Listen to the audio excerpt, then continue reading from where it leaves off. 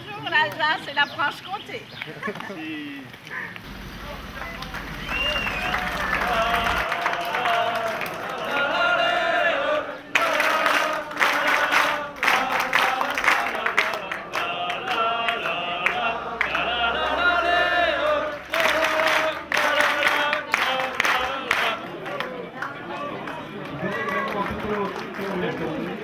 Les autres, venez vous asseoir, je vous en prie. Ne serait-ce que prendre la vidéo, ça va être pas plus mal.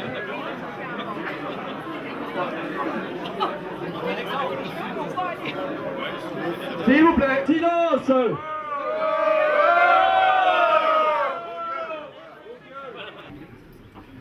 Je me souviens du jour de la visite où tous les organisateurs ont été conquis par le site sur lequel vous vous trouvez. Pour eux, il y avait tout. L'espace, l'eau, la forêt, les paysages. Mais je vois bien que quelque chose les turlupinait. Ils craignaient un peu la météo.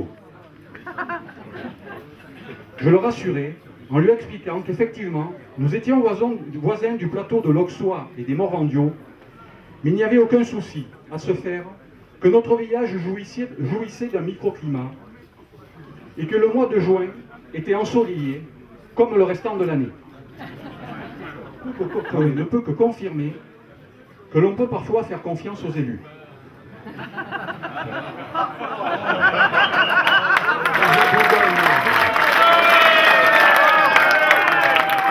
Vous avez vu l'exercice, c'est pas facile, donc il faut faire pratiquement intermittent. Cet événement, on l'a voulu convivial. Parce que lorsqu'on demande à chacun ce qu'il trouve de plus intéressant au SNU, le premier mot qui vient, c'est la convivialité. Et on va discuter, on va rigoler, et ensuite on sera tous prêts pour continuer encore et encore à se battre pour la forêt et pour l'ONF. Merci.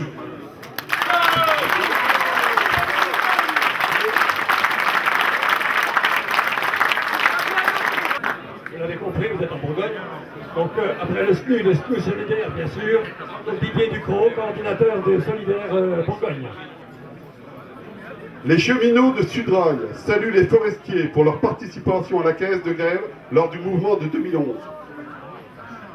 Merci. La coordination salue l'application du SNUFEN dans l'animation de la Bourgogne, et notamment les animateurs Patrice Martin pour le 71 et Philippe Canal pour le 58. Je vous remercie.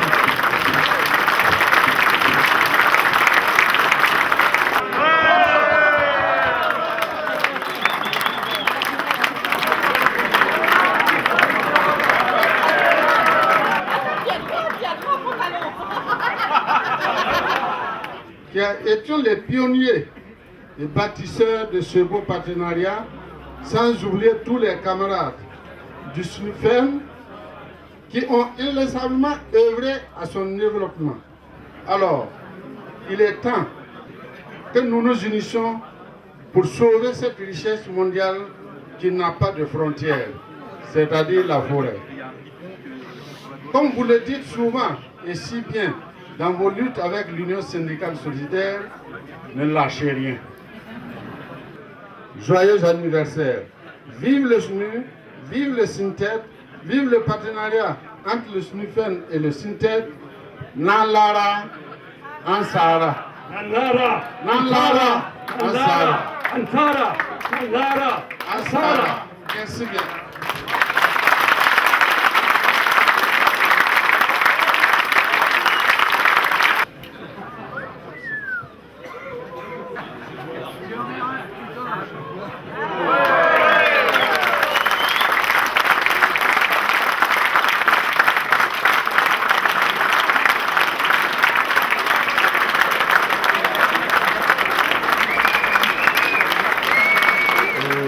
On est devant le même dilemme qu'il y a 50 ans à la création de l'ONF, c'est-à-dire qu'aujourd'hui on est sur le 3e étage de la fusée peut-être, création de l'ONF où il était prévu que ce soit un EPIC avec des personnels de droit privé.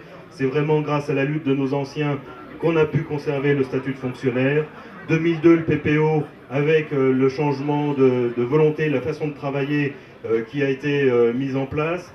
Et le troisième étage, eh ben, notre direction et sans doute les ministères voudraient que le troisième étage de la fusée soit lancé et que on arrive finalement à ce qui était décidé en 64, la privatisation de l'ONF. Nous allons faire tout ce qu'il faut dans les mois qui viennent, dans les jours qui viennent, pour avoir le même succès qu'en 64 et renvoyer tous ces cons qui n'ont rien compris à la forêt ni aux forestiers pour leur donner une bonne leçon. Donc, ça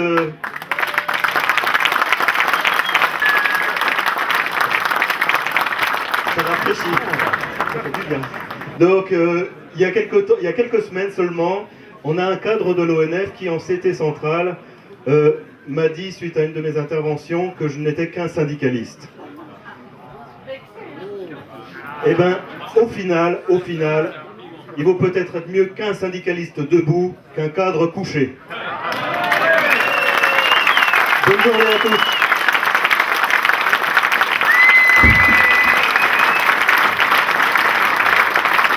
Il faut toujours savoir résister. Je crois que c'est ça l'important à retenir. Un philosophe, je ne sais plus qui, a dit « La désobéissance, c'est le début de la sagesse ». Et je vous encourage partout, toujours, à désobéir. Parce que ça, c'est le début de la connaissance.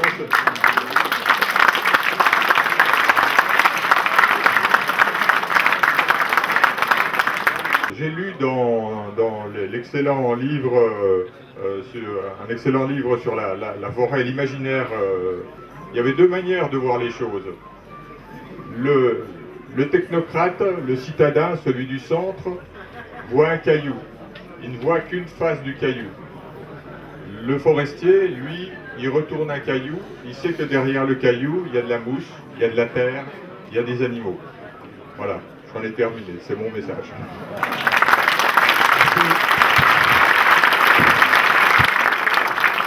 Nous sommes très heureux de voir s'avancer Jean Pablo.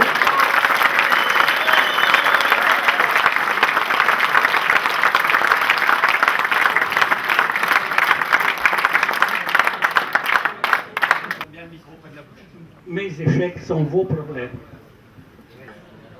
À l'époque, je plaidais, je savais, j'étais responsable. J'ai essayé d'incliner tout le milieu forestier à s'engager sur le chemin. Tout se renouvelle, du renouvellement, à s'engager à à conserver notre métier avec un peu plus de technicité approfondie sur certains points, la chasse, la pêche, l'environnement qu'on connaissait mal, tout cet espace naturel. Aujourd'hui, vous avez des articles de presse, on parle de tout le monde, on oublie simplement l'agent forestier du coin. Vous n'avez jamais remarqué?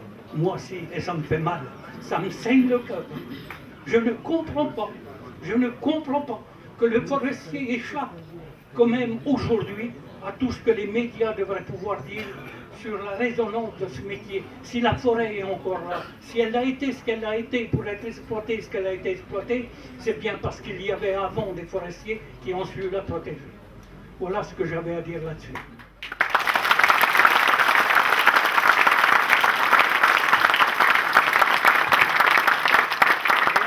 Et à tout ça, il y a des attachements. J'ai regretté la fin du regroupement syndical au sein de la CFDT avec le syndicat des ingénieurs des travaux. Imaginez aujourd'hui la force de l'organisation syndicale si les ingénieurs des travaux étaient avec nous. Pourquoi je n'ai pas pu arriver à convaincre les forestiers à l'époque qu'il fallait passer à l'exploitation régie? Je sais que ça va aussi heurter certains d'entre vous quand on parle de ça, parce que j'en ai entendu là-dessus. Comment est-ce possible que l'on n'ait pas accepté ça? Vous imaginez le forestier aujourd'hui de l'ensemble du territoire, pas seulement celui d'Alsace-Lorraine, de l'ensemble du territoire qui pratiquerait de l'exploitation régie. Imaginez les répercussions. On n'en serait pas là où on en est aujourd'hui. Pourquoi? Parce que, tout simplement, on n'a pas voulu prendre conscience des réalités. Mais c'est quand même bizarre au niveau de l'Office. Pourquoi l'Office ne s'est pas orienté vers cette situation? Lui qui fait partie L'office, c'est un épique, on l'a répété encore tout à l'heure, à caractère industriel et commercial. On peut dire que pourtant la régie correspondait parfaitement à son application en matière forestière. Ça n'a pas été fait. Et je le regrette. Ensemble, la première chose à faire, c'est de constituer un groupement sur des objectifs précis. Tous signataires de ce groupement sur des objectifs à atteindre. Par exemple, défendre la forêt, ceci, cela, par telle et telle procédure, tel et tel combat. Et à partir de là, qui signe et qui ne signe pas. Voilà. Et après, on va au combat, avec des signatures, avec des gens qui sont engagés.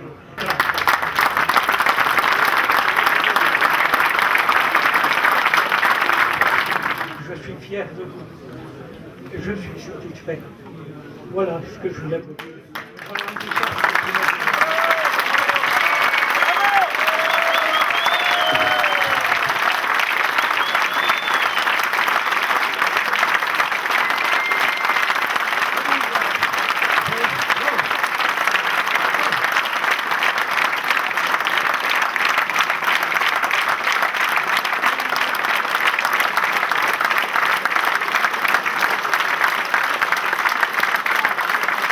Tu dois parler de tes regrets.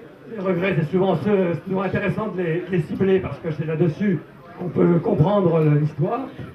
Si tu avais à nous dire, selon toi, quelle a été la plus belle victoire syndicale? C'est l'unité. Celle qui fait qu'aujourd'hui, on est là.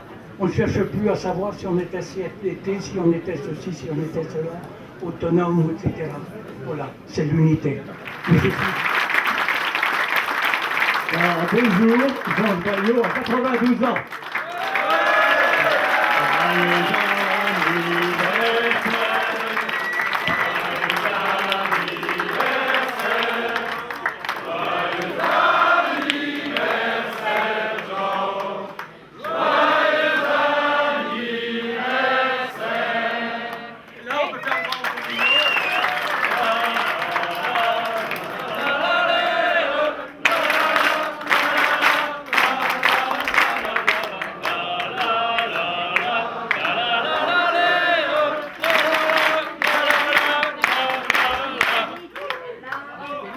Nous en avons terminé avec les interventions, du moins officielles.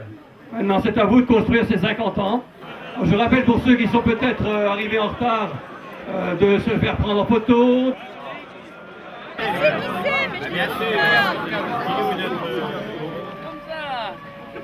La santé du SNU.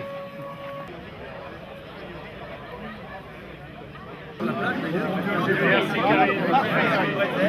Sans Karine, il y a Salut mon gars, ça va Tienne? Moi je suis Moron, je suis d'Arles comme Tchatouchina. Ok, on y est, jusque là on suit. On écoute la suite.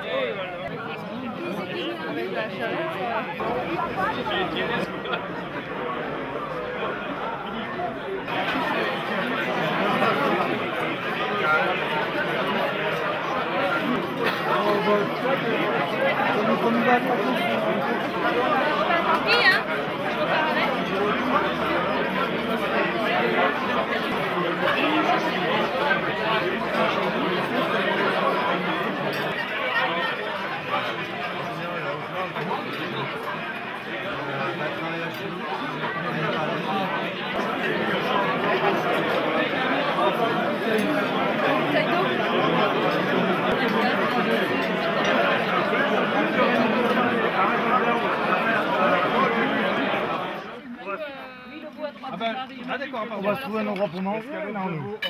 Tout le monde est servi, a priori. Il n'y a plus de place ou quoi?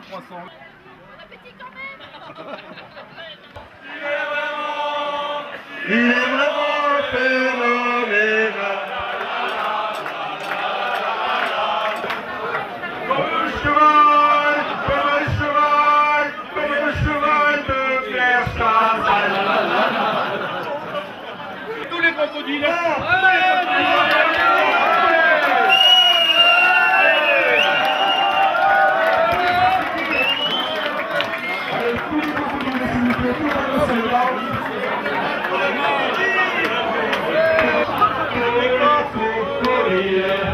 Sarah voir. Alors petits enfants, le crocodile traînait dans la poussière, il s'en allait tuer des éléphants. Allez coco, allez coco, allez crocodile, sur les bords du Nil, ils sont partis, n'en parlons plus. Allez coco, allez coco, allez crocodile, sur les bords du Nil, ils sont partis, n'en parlons plus. Allez coco, allez coco, allez crocodile, sur les bords du Nil, ils sont partis, n'en parlons plus. Allez coco, allez coco, allez crocodile, sur les bords du Nil, ils sont partis, n'en parlons plus.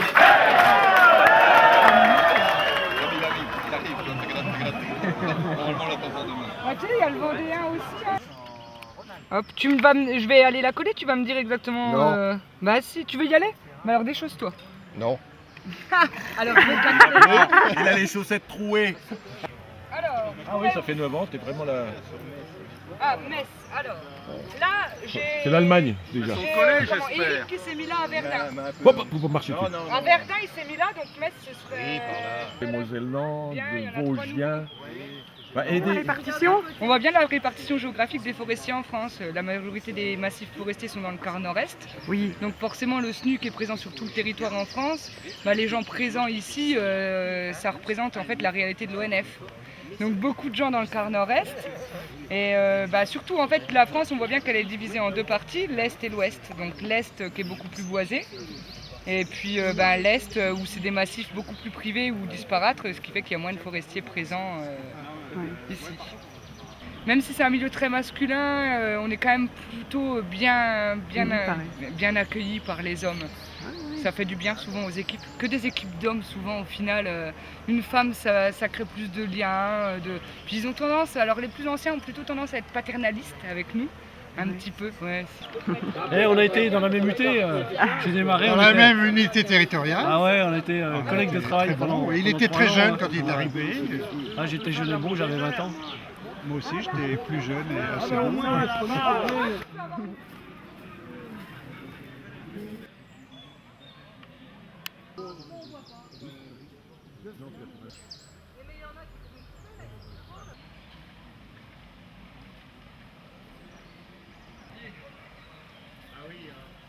C'est le premier truc que tu fais pour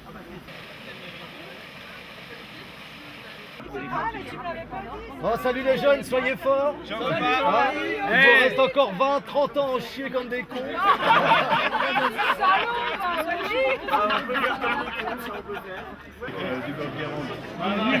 Tu viens d'avoir fait le noir. Voilà.